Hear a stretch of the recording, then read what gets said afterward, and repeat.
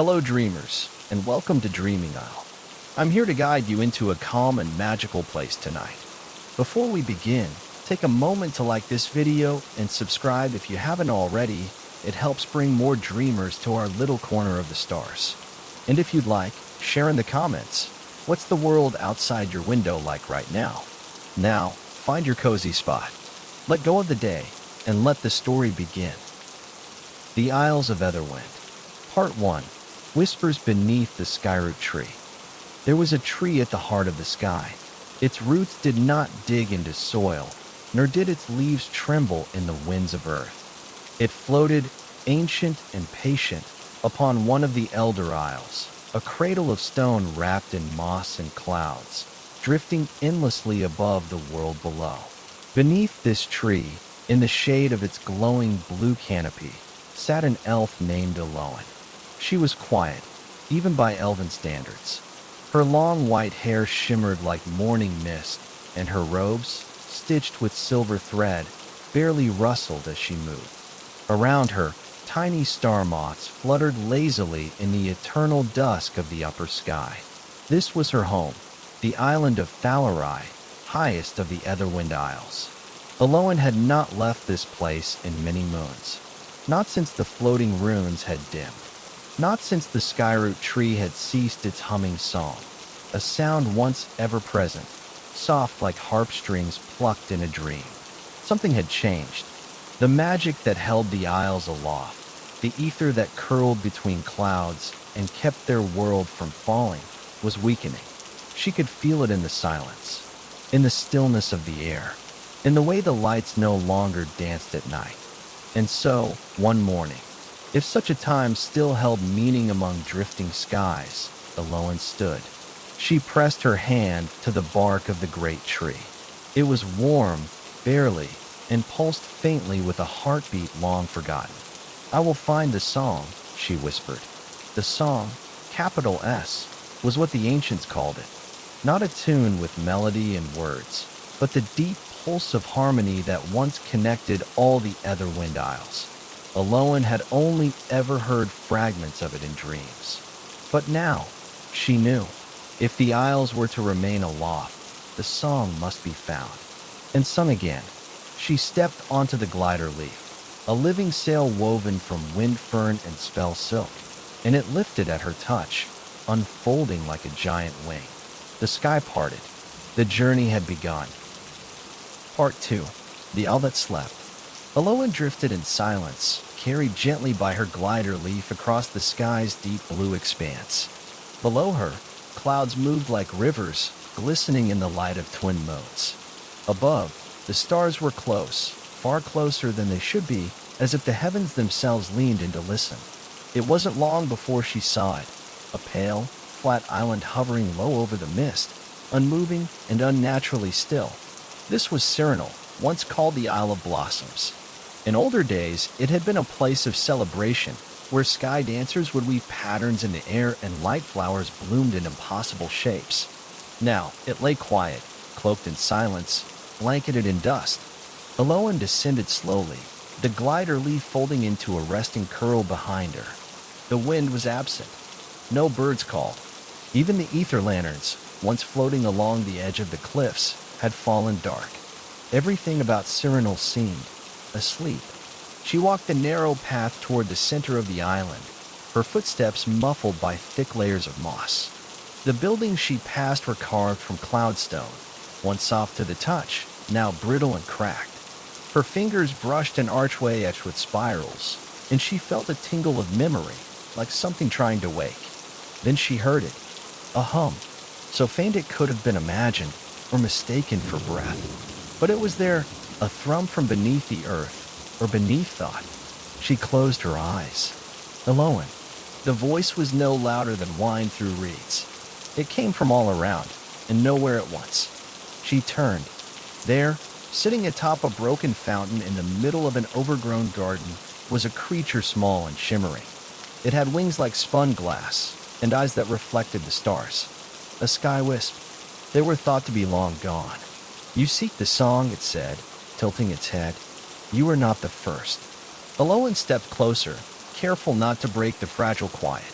"What happened to this isle?" she asked. "It slept," the sky wisp replied simply, "because it forgot to dream." It fluttered upward and hovered just above her head. "You must gather the dreams again, Elowen. Without them, the song cannot find its voice." The sky wisp's wings shimmered once, then vanished into light. Elowen stood alone in the empty garden, but the hum beneath her feet had grown stronger. The island had begun to stir. Part 3. The Cloud Mirror Archives. The island of Cyrenal slowly faded behind her, drifting gently back into the mist as Elowen's glider leaf caught the wind once more. But something had changed. The stillness in the sky had softened. The air carried a low hum, a note that wasn't quite music, yet felt like the beginning of one. It pulsed faintly in her chest, like a memory trying to return. She followed it, past the glowing wisps of distant sky jellyfish, through rings of glistening cloud, until she saw it, an island shaped like a spiral shell, spinning ever so slowly in place. Its surface shimmered with mirrored domes that reflected the sky in all directions. This was a Vale, home of the Cloud Mirror Archives. Long ago, a Vale had held the records of the Isles, the songs of creation, the memories of wind and time. Elowen had studied their lore as a child, but no one had visited the archives in generations. The paths had become unstable, the scroll keepers scattered by storms. She landed on a narrow ledge of soft stone that rose from the edge like a tongue. Runes flickered along its surface as her feet touched down. The island still remembered her kind. The entrance to the archives lay ahead, a curved archway of glass cloud, still sealed. Elowen raised her hand, unsure what she was meant to do. But the hum within her chest resonated once more, and the archway shimmered, then opened like a ripple across water. Inside, it was vast. Endless spiraling rows of floating scrolls, crystalline song orbs, and memory petals drifted through the space. Soft lights glowed beneath her feet. The walls were curved mirrors, reflecting stars, not herself. "Elven Keeper," a voice said. It was soft and layered, like several people speaking as one. From the mirrors stepped a figure cloaked in silver mist, with no face, only shifting light where eyes might have been. "You return to awaken the song." Elowen nodded, "But I don't know where it begins." The figure turned, gliding toward a nearby mirror. Then listen. The surface of the mirror rippled. Images bloomed. A great council of winged elves singing into the sky. Islands rising from the sea below. A giant tree made of light, humming in harmony with 1,000 voices. This song was not a single sound. It was a convergence of memory, of story, of dream. "The song must be remembered," the figure said, "not found." Elowen pressed her hand to the mirror. It was warm, and for just a moment, she heard it, a single note, high and clear, ringing through the quiet. Part 4. The Falling Isle. Elowen departed a Vale in silence. Behind her, the Cloud Mirror Archives pulsed faintly, as if a heartbeat had been restored. The mirrored halls no longer reflected just stars. They shimmered with memory, with light that shifted as if whispering stories to themselves. But the note she had heard, the first clear tone of the song, still echoed faintly in her mind. It was delicate, elusive, like trying to remember a melody from a dream that slipped away upon waking. She followed it across the sky. The clouds grew darker as she flew, thicker, heavy with the scent of rain and stone. Then, through the haze, she saw it, an island trembling, not drifting, not floating, but sinking. It listed sharply to one side, pulled downward by unseen weight. Long strands of ether light trailed from its edges, flickering like broken threads. The landmass groaned as stones crumbled from its cliffs, vanishing into the mist below. This was Varelen, once a sanctuary of starlight gardens and crystal towers. Now, it was barely clinging to the sky. Elowen's glider leaf resisted, catching strange currents, but she urged it down. She had to land before the island fell entirely. The air here was thick with magic, but not the kind she knew. It was heavy, twisted, like a lullaby sung backwards. As she stepped onto the surface, she saw them, cracked statues of old guardians, their eyes hollow, trees that had grown sideways, pools of mirrored water that showed not the sky, but long-forgotten faces. She moved slowly, listening. The song was absent here, only a hush, like breath held too long. And then, a whisper, Elowen. She turned. From behind a toppled archway, a figure crawled forward. Not elf, not creature, but something between, its form flickering like a candle in wind. I held the cord too long, it said, voice brittle. I tried to remember alone. Elowen knelt beside it. The figure's hands were translucent, strands of light unwinding from its fingertips like threads of silk. The song was never meant for one voice, it rasped. It needs many, always many. Its body began to fade. But you carried the spark. She reached out to touch its hand, and in that instant, a surge of sound rushed into her mind, a fragment of the song, broken but alive, piercing through the quiet like light through storm clouds. Then the figure was gone, and Varellen groaned once more, its edges crumbling faster now. Elowen rushed to her glider leaf. She looked back only once. Even as the island fell into the mist, a faint shimmer of light rose upward, drifting toward the stars. Another memory returned to the song. Part 5, The Lantern That Never Went Out. Elowen soared through the wind, the taste of old magic still clinging to her lips. Varellen was gone, swallowed by the mists below. Yet something had remained, not its land, not its stones, but its memory. She could feel it now, a new thread in the growing melody that stirred faintly inside her.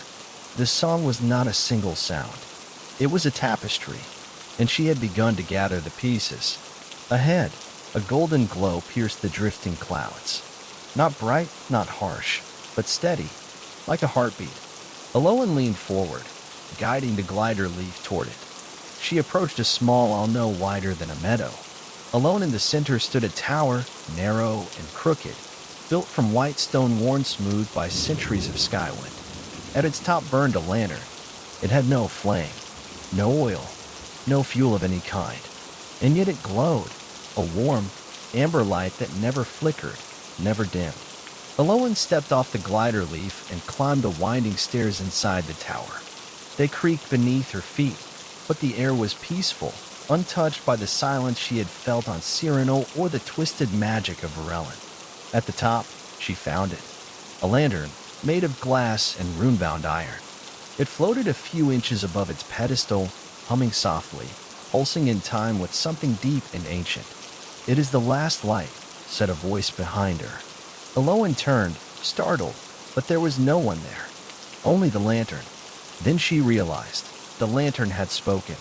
Not with words, not with voice, but with memory. A vision bloomed in her mind, an elf standing on this same tower long ago, singing to the wind, her hands cupped around the light as if it were something fragile and sacred. I was her promise, the lantern said gently, its warmth wrapping around Elowen like a shawl. That even if all others faded, one light would remain. Elowen stepped closer. "You remember the song?" "I remember the silence after," the lantern replied. She reached out and touched the iron rim. A note, low and steady, rang through her being. The third thread, different from the others. It did not cry out for help. It offered strength. A promise kept. Elowen knew what she must do.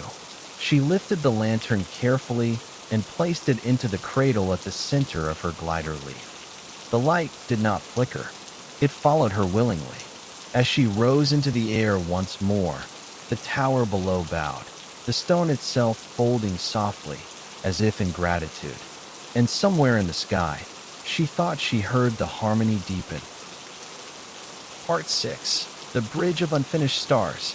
Elowen drifted higher now, following the glow of the lantern that pulsed beside her.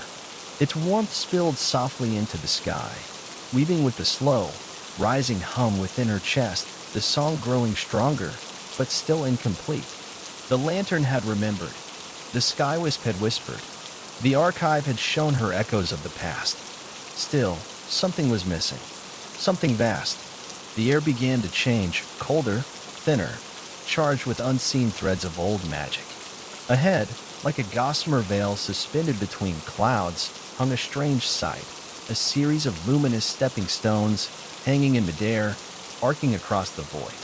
Each was a shard of starlight, fractured but glowing, frozen in place. They led not to another island, but to an opening in the sky itself, a rift of dark velvet, speckled with shimmering dust. The bridge of unfinished stars. Few believed it truly existed. Even in her deepest studies, Elowen had only seen it mentioned in half-forgotten verses, a passage made of dreams, not stone. And yet here it was, humming gently, waiting. The glider leaf would not carry her there. So she stepped off. The first shard welcomed her with a musical chime beneath her foot, a bell-like tone that lingered in the air. The second shimmered, adjusting slightly to hold her weight. With each step, the stars beneath her feet rang out different notes.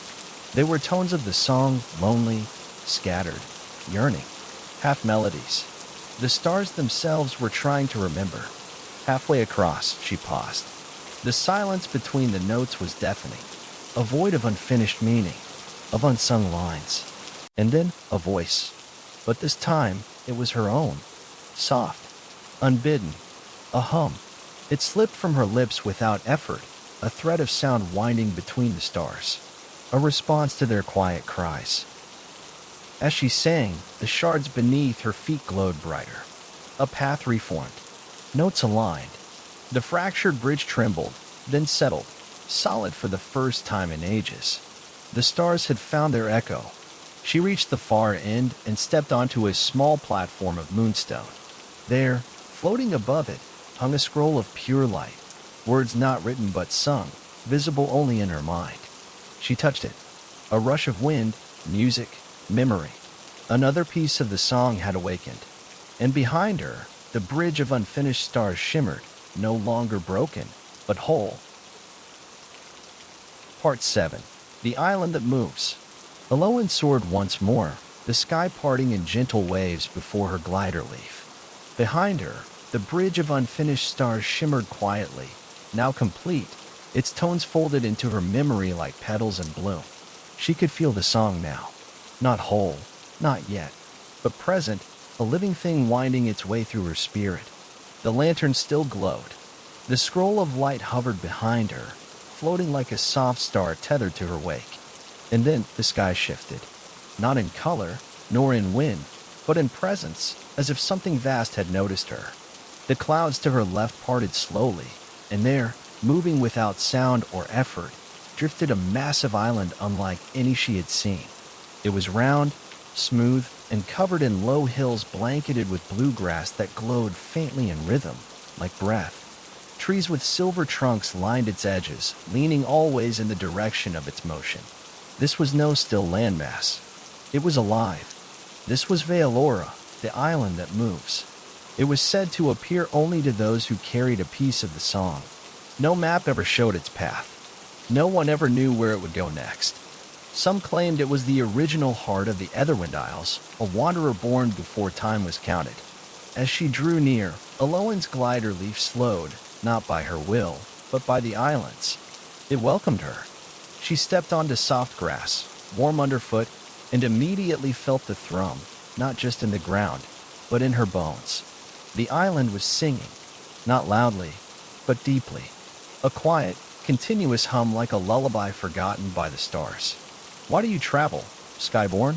asked a voice. She turned. Before her stood an elder elf, tall and cloaked in pale robes, their eyes glowing faintly with a light too ancient to name. Their presence was not commanding, yet Elowen found herself standing straighter, as if before something sacred. "I seek the song," she replied. "The true song. To bring it back." The elder smiled.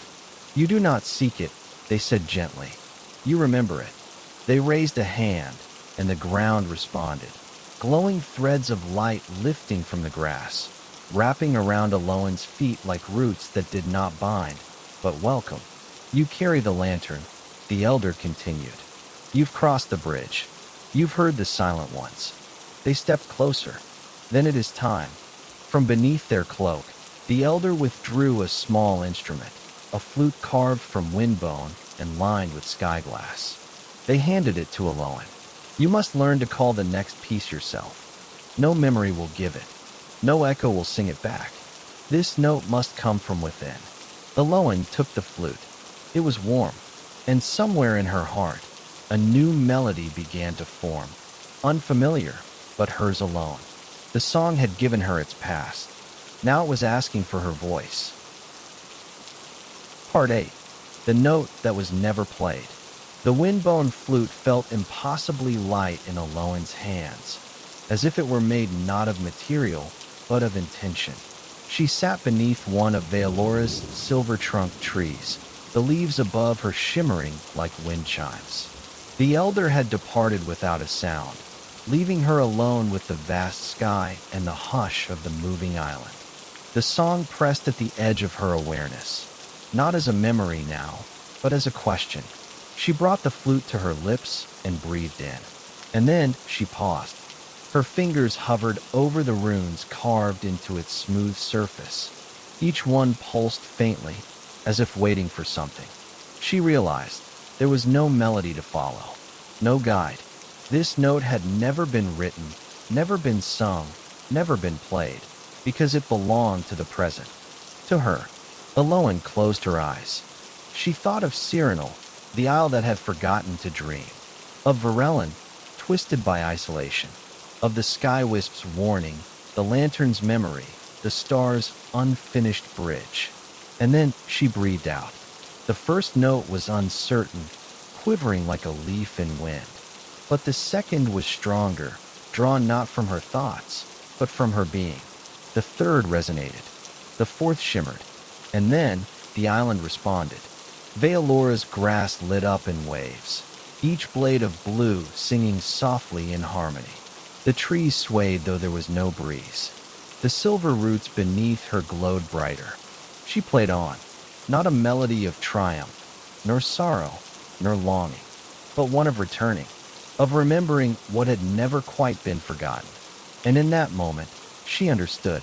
The song was not only made of what once was. It required now. It needed voices that lived, not just echoes, not just relics. She was no longer just gathering fragments. She was becoming part of the song itself. As the last note faded into silence, the flute dissolved in her hands. Not broken, not gone, but absorbed. Its music would live within her. And in the skies above, a new star appeared, soft, golden, steady. The sky had heard her, and it had answered. Part 9. The Silent City. Elowen drifted onward.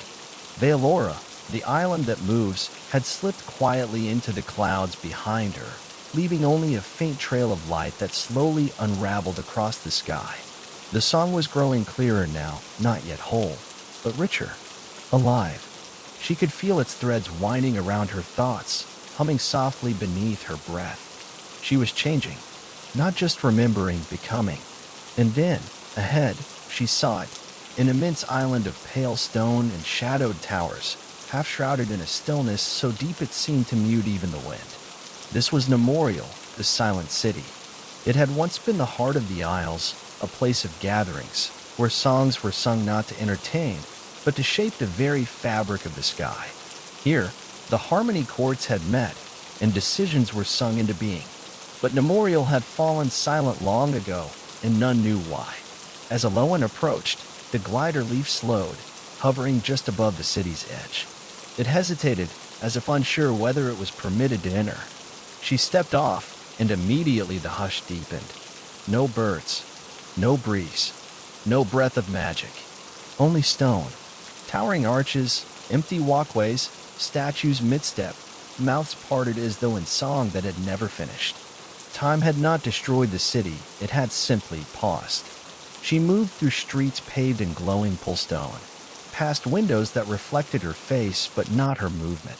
A great plaza lay ahead, its center marked by a circular dais of black glass.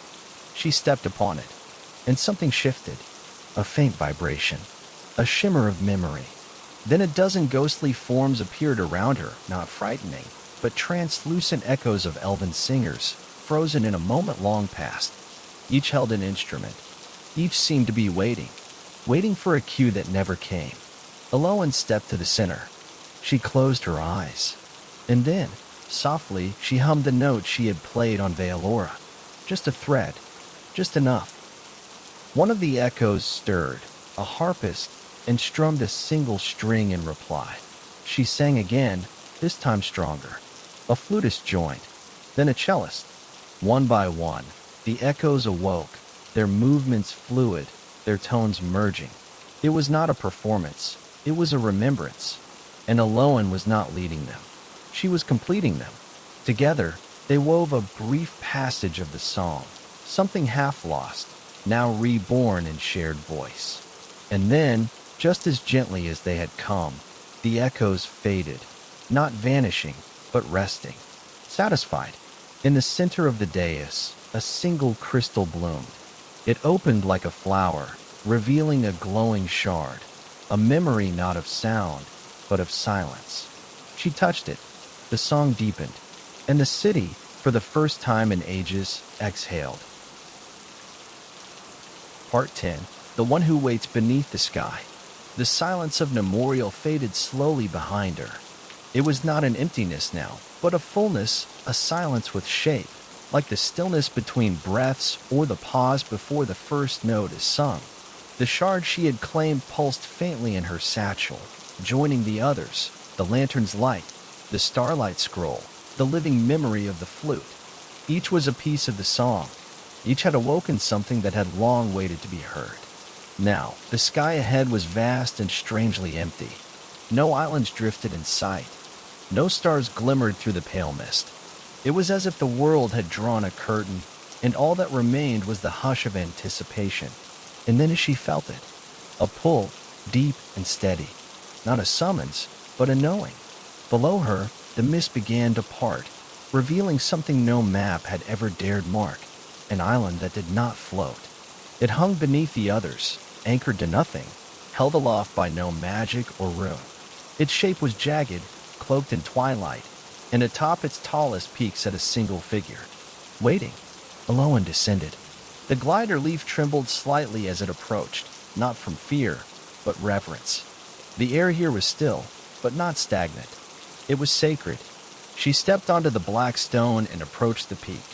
The figure stood tall, cloaked in layers of time and starlight. They did not turn to face her, yet somehow she felt seen.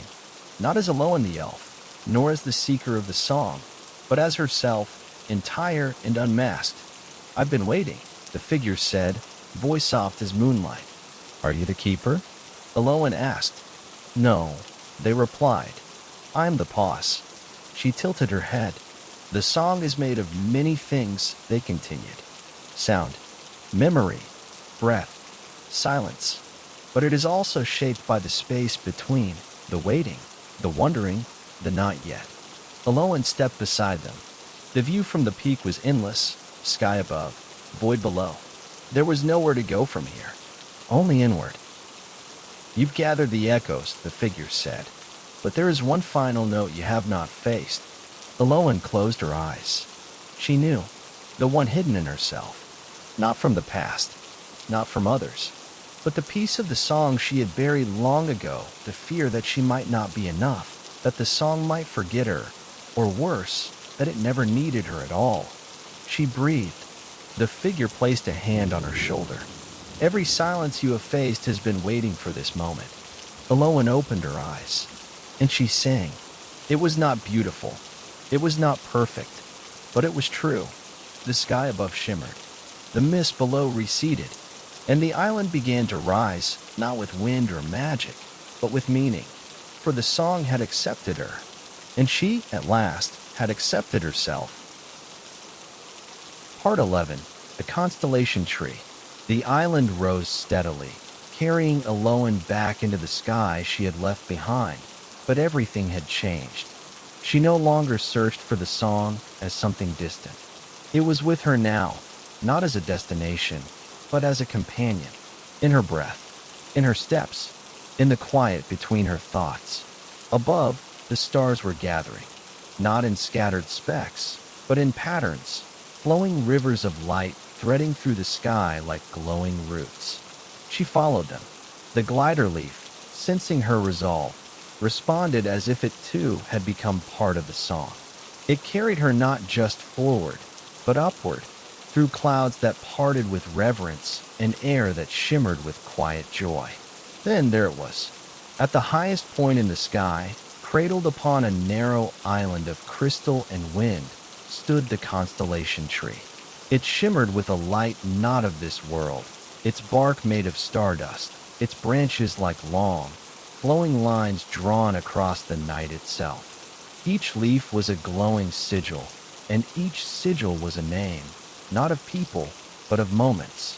The first sunrise ever sung, the first dream spoken aloud, the first laughter after sorrow. Elowen stepped closer.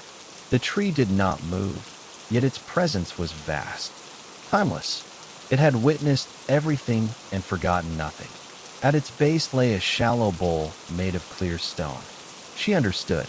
Without hesitation, Elowen reached into her satchel and drew forth the pieces she had gathered. The lantern's ember, the shard of silence, the starlight scroll, the memory of the flute, the echo of her own voice. She placed them one by one into the bowl. The tree pulsed once. A wind rose, gentle but certain, swirling around her. The leaves above began to tremble, not with fear, but anticipation. The bowl began to glow, lifting the offerings upward, where they hovered between the roots and the sky. Then the tree sang, not a melody in words, but a resonance, deep and layered, woven from thousands of voices and memories, carried on the breath of every moment that had ever been loved, lost, or remembered. Elowen felt herself dissolve, not into nothing, but into everything. Her fears, her doubts, her hopes, all became notes in the great chorus of the Isles. The song was not a relic to be found. It was a living being, and she had reawakened it. The constellation tree's branches lifted higher, drawing lines through the stars, connecting new shapes, forming a constellation in Elowen's image. Not as a hero, but as a keeper, one who remembered, one who listened, one who sang. Part 12. When the islands breathed again, the constellation tree stood still once more. Its branches settled across the stars like threads in a great, invisible loom. Elowen descended slowly from its island, carried on a current she did not create, but trusted entirely. The glider leaf drifted without wind, its path shaped by something deeper, something old, and newly awakened. Below her, the sky shimmered. Clouds parted not in silence, but with soft exhalations, as though the very air were breathing again for the first time in ages. And then she saw it. The floating isles, all of them, slowly rising and shifting, drawn toward one another. Serenal, no longer cloaked in sleep, shimmered with light blossoms and bloom. Avail's mirrored halls flashed with memory. The falling remnants of Varelen had halted mid-descent, now suspended gently by invisible threads of song. They were breathing. Each island pulsed in time, their glow synchronized, not by magic, but by music. A deep, slow harmony, not loud, not triumphant, but steady and beautiful, like the rhythm of a heart long healed. Elowen passed over Memorial. Its plazas, once empty, now pulsed with ghost lights, not spirits, but memories moving in gentle circles, reliving songs once lost. And far beneath, in the deep mists, the forgotten island that had waited in silence had begun to rise, no longer in exile, but a part of the whole. It was as though the isles themselves had exhaled a great, long-held breath, and in doing so, awakened. Elowen closed her eyes and let the moment wash over her. Not every note was returned, not every question answered, but the song no longer needed to be perfect. It needed only to be shared. And now it was. As she flew, voices rose from below, some distant, some close. People on the islands, the wind creatures in their currents, the roots of old trees, all offering their own gentle threads to the air. She was no longer alone in her remembering. She had become the harmony that bound them. And in the breath between moments, the Isles of Aetherwind began to hum again. Part 13. The Wind's Gift. The winds had changed, not in speed or strength, but in spirit. Elowen felt it in the way her glider leaf moved, not as a vessel guided by will, but as a partner in song. It turned without her asking, lifting gently, coasting on breezes that carried intention rather than direction. The sky itself was speaking now, and the wind had something to give. It led her toward a place she did not know, an isle she had never seen, though it felt achingly familiar. It was smaller than the others, nestled between drifting cloud banks like a secret waiting to be remembered. As she landed, the air became still, yet not silent. It listened. The isle was covered in wildflowers, soft and glowing, their petals shifting color with every step she took. A single tree stood at the center, its branches bare, its trunk hollow and open like a doorway. She approached it slowly. Inside, there was no ceiling, no walls, just space, impossibly vast, though the tree from the outside seemed small. The walls shimmered with threads of wind, visible only when she moved. Each thread vibrated gently, like the string of a harp. This was not a place to find. It was a place to receive. She sat. The wind circled her, lifting strands of her hair, brushing her skin. And then it whispered, "You gave your voice. You gave your breath. Now take what was always yours." From the swirling threads, a single strand of light uncoiled and floated before her. It weaved itself into a spiral, soft and glowing, and settled gently in the center of her chest.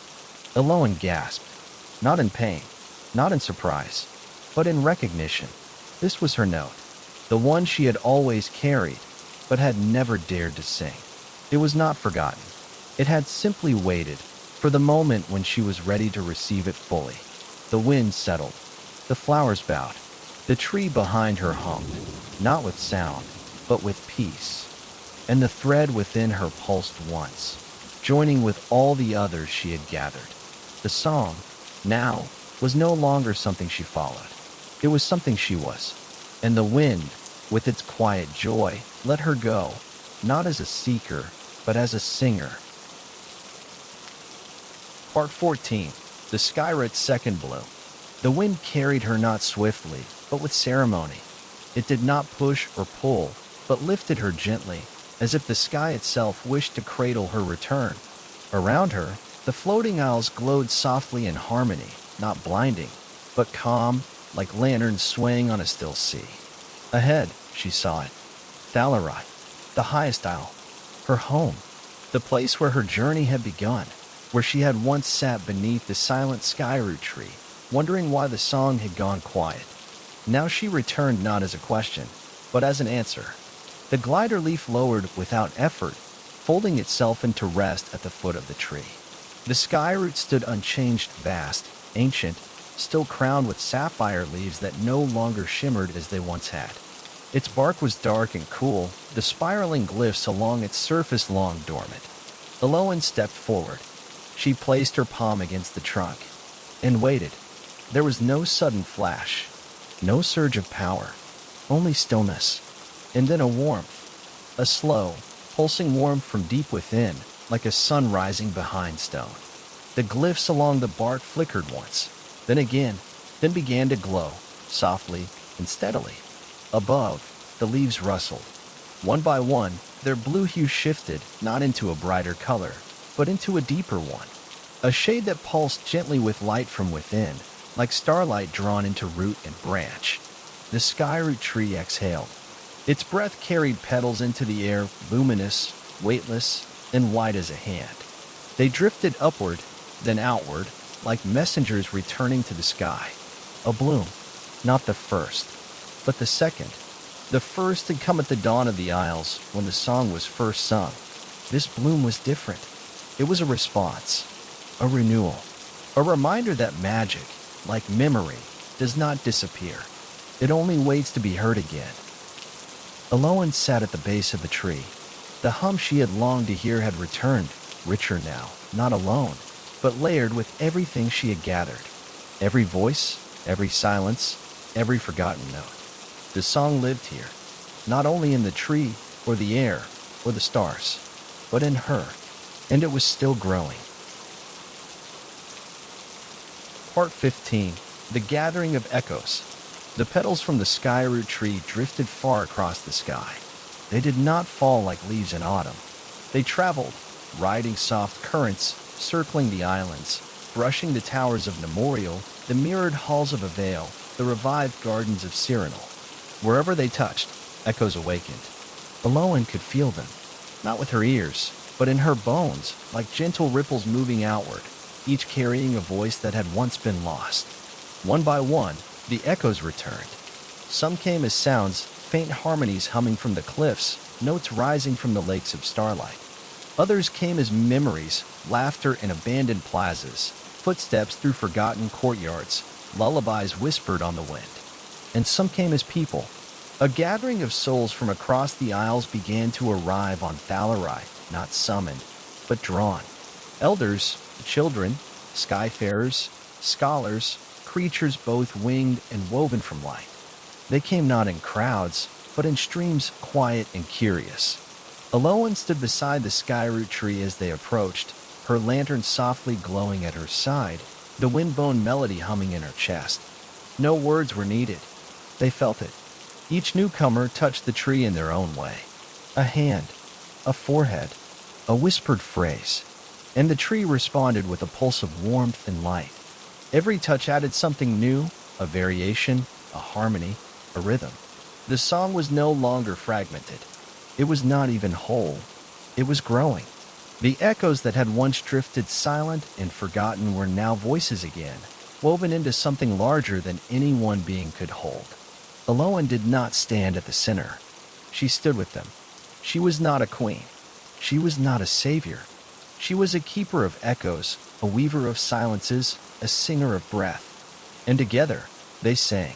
No melody, no perfect chorus, just a shared sound, honest and soft and real. The Isles of Aetherwind vibrated gently. The air shimmered. The sky listened. And for the first time in an age, the echo became music once more. Part 16. A Sky Without Edges. Night fell slowly over Thalari, but it was not a darkness of absence. It was a darkness full of presence. The stars above glowed brighter than they ever had. Not distant, but near, like old friends leaning in close. Their light flowed gently through the sky, connecting in soft lines, drawing constellations that had no names, only meanings. Shapes of togetherness, of journeys, of returning. Elowen sat on the cliff's edge beneath the skyroot tree, her legs curled beneath her, the lantern by her side. Around her, the gathered souls of the isles rested in silence, not from weariness, but from reverence.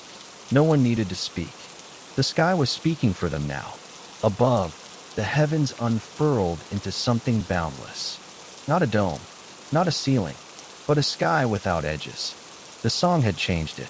Where once the isles had floated in a scattered drift, held apart by forgotten magic and old silence, now they shimmered together, loosely, gently, like lanterns on a great woven thread. They no longer needed anchors. They had each other. Elowen felt her chest rise with a breath that was not hers alone. The rhythm of the isles was within her now, and within everyone who had gathered. It beat quietly, confidently. Not every note was perfect. Not every voice sang in tune. But the harmony was deeper than correctness. It was truthful. And in this space, this unbounded sky, this shared silence, Elowen understood something she had never dared believe. The song had no end. It was not a tale to be finished or a chord to be resolved. It was a practice, a living, breathing act of remembering, listening, singing when one was ready, resting when one was not. And now, the owls no longer floated alone. They were part of a greater music, and the sky, limitless, open, welcomed them home. Part 17, the final note. The air was still, not from silence, but from contentment, the kind that comes only after a great journey, when every piece has settled gently into its place. Elowen stood alone at the summit of the skyroot tree. A platform of woven branches had grown outward, carrying her above even the highest leaves. The sky stretched endlessly in every direction, filled with slow-moving clouds and soft star trails like threads on a giant loom. In her hand, she held no instrument. She needed none. The song was complete, not in perfection, but in fullness. All the fragments she had gathered, all the echoes and dreams and pauses, they had become one voice. But now it was time for the final offering. Not the most powerful, not the most beautiful, simply the last. She closed her eyes and breathed in. And then, without force or flourish, she exhaled a single note. It carried no words. It was not high or low, soft or loud. It was true, a pure tone that hummed gently through her chest, through the branches beneath her feet, into the tree's heart, and out into the sky. And the sky answered. Across the Isles, lights rose, slow and glowing, drifting upward like thousands of floating seeds. The people below paused and looked up, and many of them, without knowing why, added their own breath, their own hum. No conductor, no rhythm, just presence, just a shared sound, rising into a sky without walls. Elowen lowered her voice, and the song carried on without her. It belonged to the Isles now, to all of them, to all who listened. She smiled, not from pride, but from peace. The final note had never meant an ending. It was simply a beginning sung with gentle hands. A bow, not a goodbye. Part 18. The Isles remember. Morning came slowly, not in bright gold or sharp light, but in soft blue, the kind that settles gently across the skin, like a blanket pulled over weary shoulders. Elowen sat at the base of the skyroot tree once more, where her journey had begun. The bark was warm now. The glyphs glowed gently. Around her, the air thrummed with quiet life. The Isles had not changed in shape, but in spirit, and that was all that had ever been needed. They remembered now. She could feel it in every root and ripple of wind, in Cyrano's blooming petals, in Avail's floating mirrors, which now reflected joy as well as memory, in Varelen, no longer falling, but held by song, even in the silence of Memorial, which had softened into something sacred. Elowen did not need to travel anymore. She had gathered what was lost. She had given her voice. And she had learned that the song was never truly gone, only waiting to be heard again. Around her, life stirred. Children ran across the soft grass, laughing beneath silver-leaf trees. Elders sang softly to the rising sun. Even the sky creatures, once hidden, drifted openly between the Isles like living constellations. Elowen smiled. She had no title, no crown, but as she sat with the breeze threading through her hair, the lantern beside her dim but still glowing, she felt a quiet knowing. She had helped the Isles remember themselves, not with force, but with listening, with breath, with patience. The sky stretched endlessly above, and for the first time, she did not wonder what lay beyond it. She was home, and the song, the one carried in petals, in wind, in silence, in stars, would go on. Not forever in length, but forever in meaning. And that was enough. The end.